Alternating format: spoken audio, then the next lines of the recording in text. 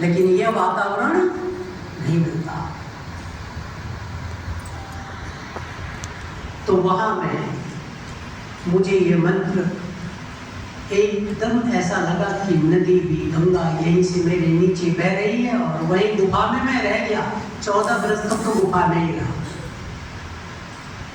सर्दी गर्मी बरसात -20 होता है जनवरी फरवरी में, -20 आप सोच सकते हो। सब कुछ बर्फ होता है वहाँ। कई बार तो बर्फ गला के पानी बनाना पड़ता है।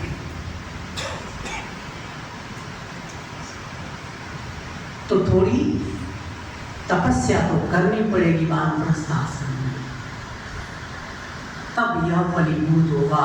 या मेधाम देवगुणाः पितरश्च उपासते तया मां मध्य मेधयाग्ने मेधाविदं कुरु। वो परम पिता परमात्मा तपस्वियों के बहुत निकट है। जो तपस्वी नहीं है दूरात, उनसे बहुत दूर है। वैसे परम पिता परमेश्वर वह हर जगह है, हर जगह है। मेरठ की घटना है। आज एक अच्छे प्रवचन करता है, नाम आपने सुना होगा, टेलीविजन पे भी देखा होगा, प्रमोद कृष्णम। पहले कांग्रेसी विचारधारा के थे, अब भारतीय जनता पार्टी की विचारधारा के हो गए। उन्होंने एक मुझे, जैसे यहाँ मंच पे बैठे हैं वैसे एक कार्यक्रम था मंच पे, विशाल कार्यक्रम, उन्होंने अपना वक्तव्य दिया और कहा कि नमक का पुतला समुंदर में गया, समुंदर का था लेने, और समुंदर में ही समुंदर हो गया भूल के। मेरा जब नंबर आया बोलने को, उससे पहले एक नंबर और था। आप लोग जो बुजुर्ग होंगे वो परिचित होंगे दूधपुरी से। यहाँ PhD किए हैं मुकुल कामड़ी में, संन्यास्त हैं दूधपुरी जी। उनका भी नंबर था बोलने का, उनके बाद मेरा था।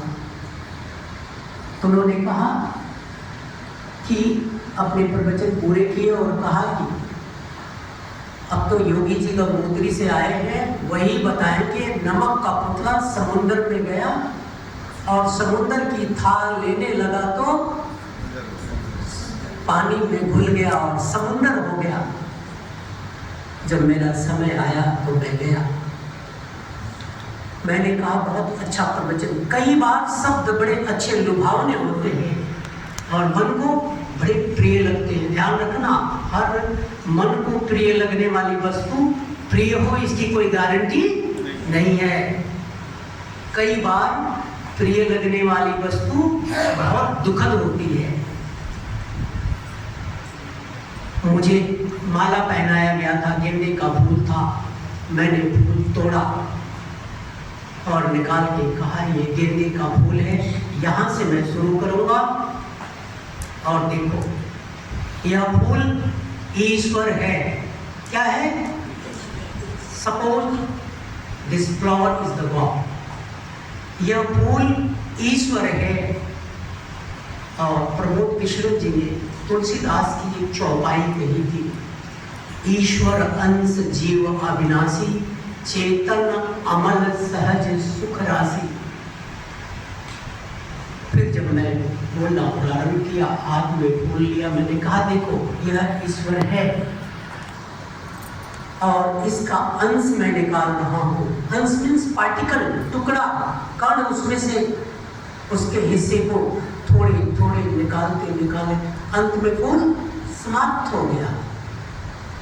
मैंने कहा तुलसीदास की यह चौपाई यदि है तो इसमें ईश्वर विलीन हो जाएगा, ईश्वर अस्तित्व विहीन हो जाएगा और इससे ईश्वर को जो नुकसान होगा वो होगा ही, लेकिन सबसे बड़ा नुकसान मानव जाति को होगा, क्योंकि मानव जाति बिना ईश्वर के अस्तित्व के तृप्त नहीं हो पाएगी। सारा फूल समाप्त, कण कण बिखर गया।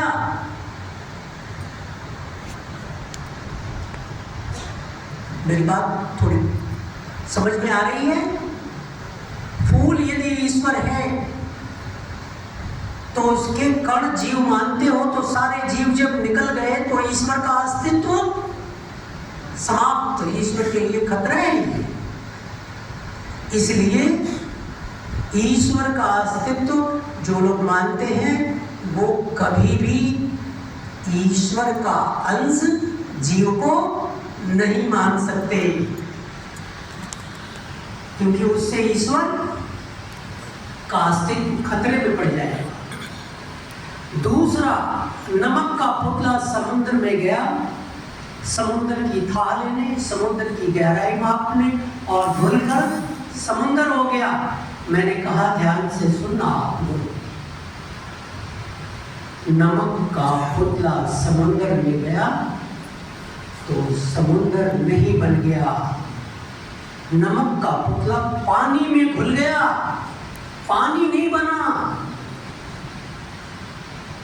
पानी को निकाल के बर्तन में खौलाओगे तो पानी उड़ जाएगा और नमक हाथ में आ जाएगा। आपको प्रक्रिया आनी चाहिए, आपको साइंटिफिक नॉलेज होना चाहिए। इसीलिए आज के समाज के पास बहुत बड़ा वेपन है, बहुत बड़ा हथियार है, जिससे सारी झूठी चीजें समाप्त हो जाती है। वह चीजें नहीं टिकती आर्य समाज के सिद्धांत के सामने जो वेस्टलेस हैं, आधार विहीन हैं। आ रहा है आपको समझ में? नमक का पुतला कभी समुद्र नहीं हो सकता, कभी पानी नहीं हो सकता। नमक का पुतला पानी में घुलकर भी नमक ही है। ईश्वर से मिलके भी जीव ही रहेगा, ईश्वर नहीं हो सकता। This is a difference of quality. यह फर्क गुणात्मक है, क्वालिटी का अंतर है, कभी नहीं हो सकता। इसी क्वालिटी को